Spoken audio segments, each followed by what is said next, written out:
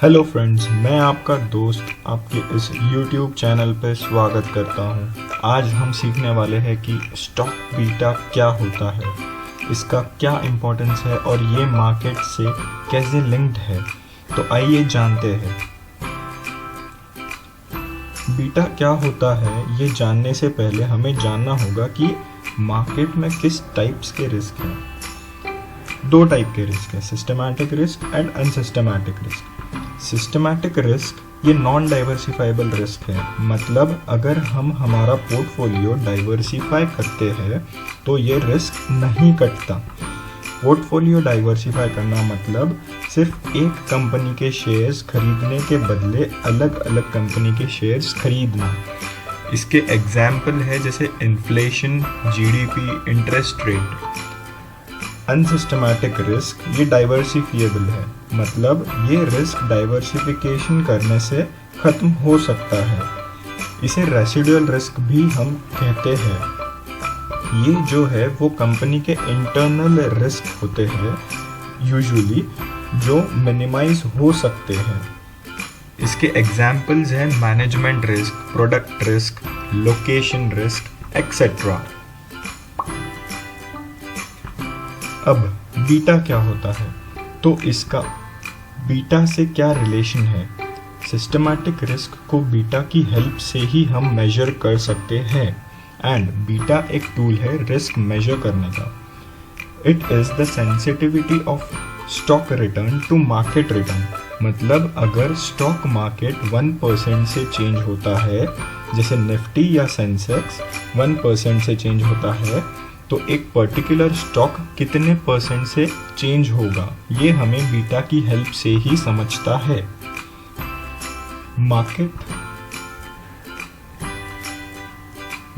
का बीटा जो है वो हमेशा 1 ही हम कंसिडर करते हैं। जैसे मार्केट का बीटा होता है, वैसे ही हर एक इंडिविजुअल स्टॉक का भी बीटा होता है। अगर स्टॉक का बीटा 1% से ज़्यादा है तो हम उसे एग्रेसिव स्टॉक बोलते हैं। अगर स्टॉक का बीटा 1 से कम है तो हम उसे डिफेंसिव स्टॉक बोलते हैं। तो अब हम ये कंक्लूड कर सकते हैं कि सिस्टमैटिक रिस्क ही रिलेवेंट है और ये हम बीटा की हेल्प से ही कैलकुलेट कर पाते हैं। इस टेबल में हम ये जानेंगे कि beta for the purpose of interpretation कैसे कंप्यूट किया जाता है। अब ये फर्स्ट केस में हम मान लेते हैं कि स्टॉक मार्केट जैसे निफ्टी या सेंसेक्स 2% से डाउन है, तो हमारा पर्टिकुलर स्टॉक जो है वो 4% से गिरता है, तो हम ये कह सकते हैं कि हमारा बीटा 2 टाइम्स होगा। सिमिलरली सेकेंड केस में अगर स्टॉक मार्केट जैसे निफ्टी या सेंसेक्स 3% से बढ़ता है और हमारा एक पर्टिकुलर स्टॉक जो है वो 1.5% से बढ़ता है, तो हम लोग बोलेंगे कि उस पर्टिकुलर स्टॉक का बीटा जो है वो 0.5 टाइम्स है।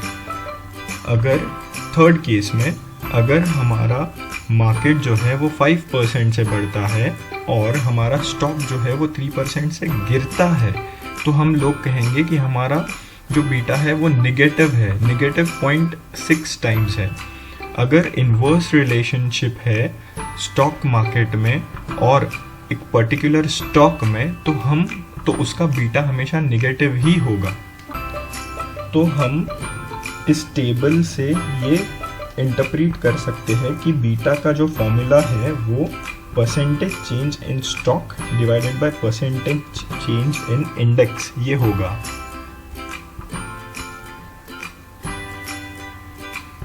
अब बीटा का यूज़ हम लोग कहाँ कहाँ कर सकते हैं। बीटा का यूज़ मेनली इन्वेस्टमेंट डिसीजंस लेने के लिए होता है। अगर हम स्टॉक मार्केट जैसे निफ्टी या सेंसेक्स पर बुलिश है, तो हमें हमारे पोर्टफोलियो में हाई बीटा स्टॉक्स को इंक्लूड करना चाहिए, एंड अगर हम लोग बेरिश है तो लो बीटा स्टॉक्स को हमें इंक्लूड करना चाहिए।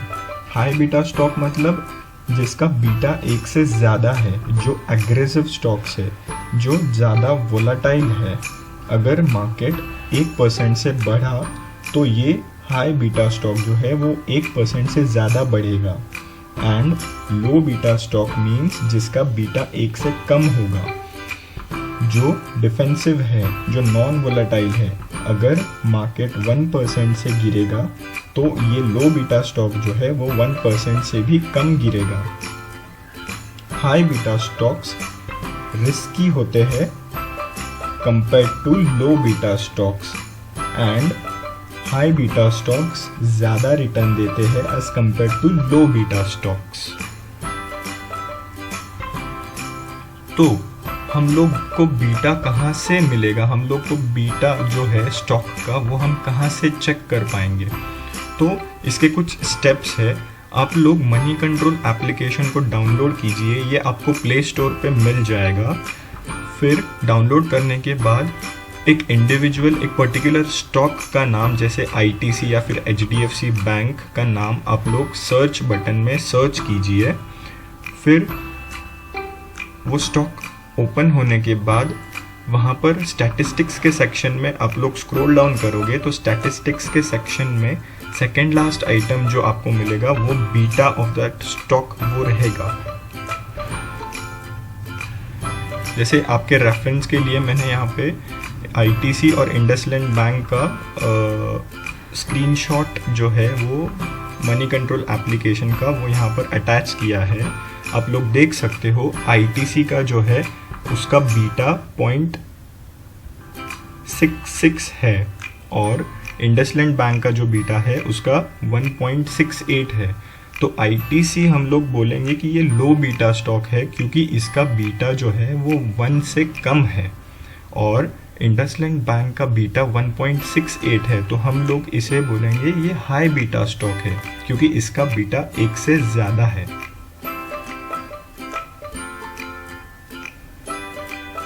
Thank you so much guys. तो बस आज के लिए इतना ही। मैं उम्मीद करता हूँ कि आपको वीडियो पसंद आई होगी और ऐसे ही इंटरेस्टिंग वीडियोज़ मैं आपके लिए लाता रहूँगा।